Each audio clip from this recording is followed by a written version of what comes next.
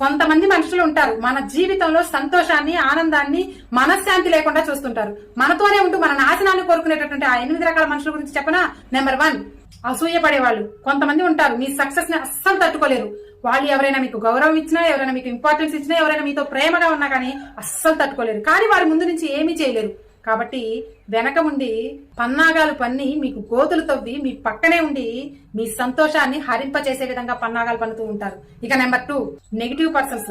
వాళ్ళు మీరెంత సాధించినా సరే వాళ్ళు మిమ్మల్ని తక్కువ చేసి మాట్లాడుతూ మిమ్మల్ని నెగిటివ్ వర్షన్ లోకి తీసుకెళ్తారు. వాళ్ళ కాన్సన్ట్రేషన్ మొత్తం కూడా మిమ్మల్ని గందరగోళం చేయడమే. ఇక నెంబర్ 3, కొంతమంది వాళ్ళు సంతోషంగా ఉండరు, మనల్ని సంతోషంగా ఉండలేరు. వాళ్ళు చెడు పనులు చేస్తూ ఉండగా వాటిని అనుభవిస్తూనే ఆ ఊబిలోకి మనల్ని కూడా గుంజుతారు. ఇక నెంబర్ 4, హేళన చేసేవాళ్ళు.